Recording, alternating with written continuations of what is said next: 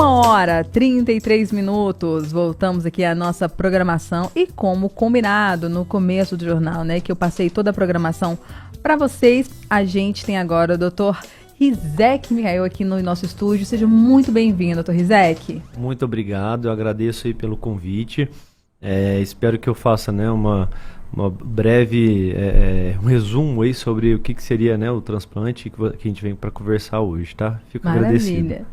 Doutor, a gente, do Rizek, a gente sempre foi uma questão muito curiosa, desperta muita curiosidade, né, as questões de transplante cardíaco, ainda mais agora que a gente teve casos, né, famosos de fazendo esse procedimento.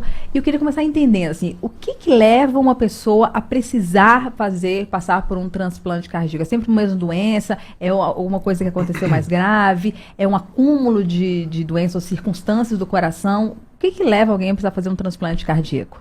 Bom, o transplante cardíaco, na verdade, ele é a última fase, né? Ali, o último período do tratamento, né?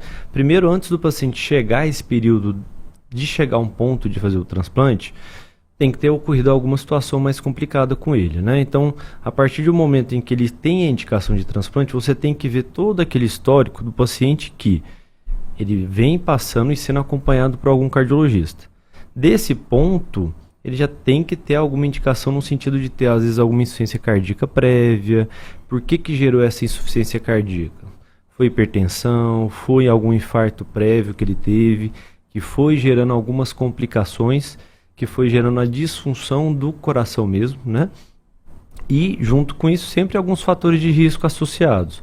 Hipertensão, tabagismo, colesterol aumentado, todos esses fatores de risco, obesidade, tudo isso são fatores que, a longo prazo, fazem com que o paciente possa evoluir para alguma insuficiência cardíaca, né? E aí, dentro da insuficiência cardíaca, dentro das classificações, né, o paciente, na piora do quadro clínico, ele vai tendo a indicação de transplante, mas isso é feito com tempo, não é uma coisa que aconteceu, teve um infarto, não, vai para a fila logo do transplante. Depende, porque se às vezes o paciente evolui com um quadro agudo, né, se for algum quadro agudo na situação, ele teve um infarto agudo, que levou a alguma insuficiência cardíaca muito agudamente ali severa, né, grave, pode ser que isso passe a ser alguma coisa mais, né, mais ali momentânea, mais rápida. Mas normalmente o paciente, para chegar ao ponto de transplante, às vezes ele tem 5 ou 10 anos de insuficiência cardíaca, né? Então é um tempo mais crônico. O paciente é um paciente já crônico que vem acompanhando. Às vezes o paciente, para chegar no ponto de indicação, ele fica 6 meses, 1 ano internado.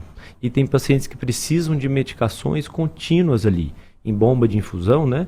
Para poder dar sustentabilidade para o coração, entendeu? Então, depende. É muito, cada paciente, né, um quadro clínico, uma situação específica, e as indicações são sempre muito específicas, muito bem feitas, né? E todos os pacientes que têm essa condição, né, de insuficiência cardíaca, o coração não está respondendo como deveria, todos eles têm a possibilidade de fazer o transplante, ou tem pessoas que não podem nem entrar nessa fila?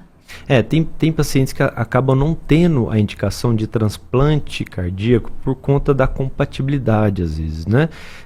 Dependendo também do doador ou do receptor ali, tem também toda uma avaliação clínica. Vai desde a avaliação clínica do próprio paciente, se ele tem condições também de passar por uma cirurgia, né? Tem avaliações laboratoriais e avaliações aí de imagens, né? Que são exames como ecocardiograma, o próprio cateterismo para avaliar as coronárias e outros exames mais específicos, né? Para avaliar se o paciente tem condições também de receber aquele coração.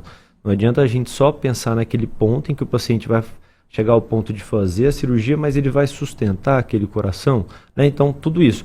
E tem também outros riscos, né? Que outras complicações são de rejeição do próprio, né, do paciente que recebeu o coração. Então, essa rejeição também pode acontecer dentro do contexto do próprio transplante, né? Fora que o paciente na cirurgia também pode ter algumas complicações. Então, tudo isso é avaliado.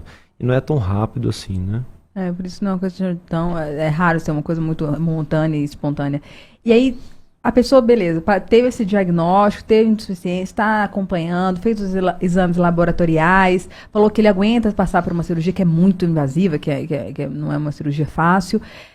Aí ele entra para essa fila. Essa fila vai tentar encontrar o quê? Alguém com a mesma proporção? Quais são os critérios dessa fila? Não, os critérios, assim, né, são vários, né? Então isso vai desde como que foi a captação desse órgão, né? Desde o paciente ali, às vezes se ele realmente é doador mesmo, né? Se ele tem que ser doador, então isso parte do ponto, como foi o falecimento, né, a morte, tudo. E após feita essa captação do órgão, esse órgão vai para uma avaliação, né? Tanto de peso, o próprio paciente que vem, a gente tem que saber peso, altura, doenças prévias, né? Tudo que o paciente tem. Se o paciente às vezes é um paciente oncológico ou não, né? Então toda essa avaliação é feita. Às vezes não necessariamente o paciente uma pessoa prévia, teve um falecimento, aquele órgão é captado, teve autorização da família, tudo. Depois disso, o órgão também passa por uma avaliação, para ver se o paciente que vai receber aquele órgão pode receber realmente aquilo lá. Para saber se aquele coração tem alguma infecção ou não, se tem alguma doença ou não, entendeu? Então imagina você, da mesma forma que você avalia o paciente que vai receber, você tem que também avaliar aquele órgão que vai ser implantado, entendeu? Então tudo isso é feito.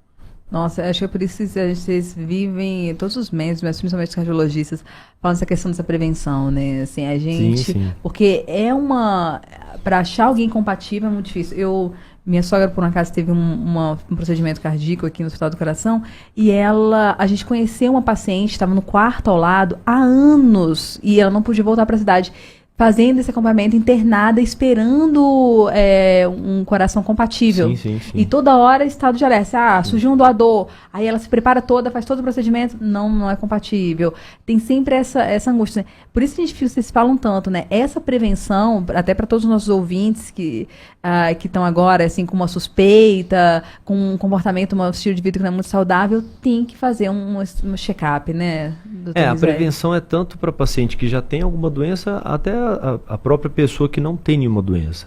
Porque se ela vem se cuidando e acontece algo, você até busca aquele histórico para poder também entender, né, o contexto da evolução do quadro dela. Então, realmente, o paciente normalmente que está aguardando o transplante, como você falou nesse caso, né? Eu também trabalho no Hospital do Coração, então você vê que às vezes o paciente fica meses, anos, até dependendo da situação, né? Tem pacientes que acompanham fora, claro, da parte hospitalar, mas tem pacientes que às vezes precisam aguardar dentro, com necessidades, com cuidados específicos para poder aguardar aquele coração. E, infelizmente, aí às vezes aguarda um tempo longo, né? Dependendo da situação do paciente, né? Então, se faz a prevenção.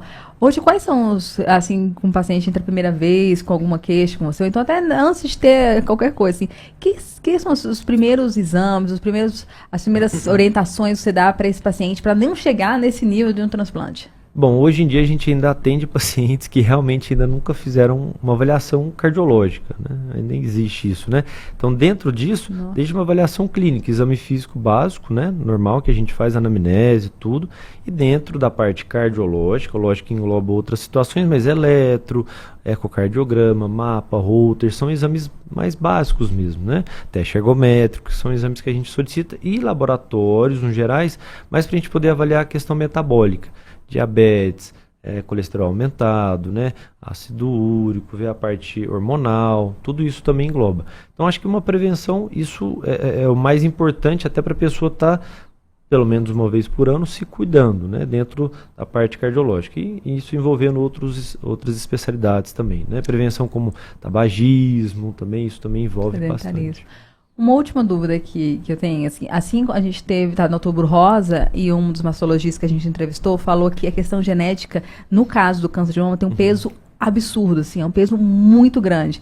Nas questões cardíacas, se eu tive um pai que teve um infarto, essa questão, o peso genético também é muito grande? Assim, se eu tenho um pai de histórico familiar de doenças cardíacas, eu já tenho que começar desde cedo a me preocupar? Normalmente, para você, vamos pôr uma situação assim, se você tem algum familiar, né, que já teve morte precoce, né, infarto ou AVC menos que 40, 50 anos, isso já é um fator de risco aí que a gente tem que acompanhar. Olha. Entendeu? Então, mesmo também em relação à parte ginecológica, ao câncer de mama, tudo isso, a prevenção tem que ser feita. Então, o câncer de mama tem muita ligação com a parte cardiológica também, né, em relação a parte ao tratamento oncológico, né? Eu sou cardio-oncologista, eu acompanho pacientes oncológicos e hematológicos também, né, que fazem tratamentos oncológicos. Então, isso dentro dentro do mundo da oncologia, há tratamentos quimioterápicos aí que a gente tem que acompanhar mais de perto da parte cardiológica também, entendeu? Para avaliar também efeitos colaterais ou não relacionados a essa parte cardiológica, entendeu? Perfeito, muito obrigada por ser tão didático assim, Obrigado, José. Fico Muito feliz, bom. eu que agradeço, obrigado mesmo. Quem quiser saber mais e acompanhar seu trabalho, qual é o melhor caminho? Então, Rede social, um site? Não, eu tenho um site, né, drrizekhajar.com. Tenho também um Instagram, Rizek Hajar, tá? E estou à disposição para poder responder qualquer dúvida, questionamentos aí, sempre à disposição. Olha, para você também que está se questionando, né, do Rizek, Rizek é R-I-Z-E-K, Hajar, H-A-J-J-A-R. É isso mesmo. Eu tive que treinar aqui, gente, para falar o nome do Dr. Rizek. Muito obrigada, Dr. Rizek. Eu que agradeço, obrigado, viu?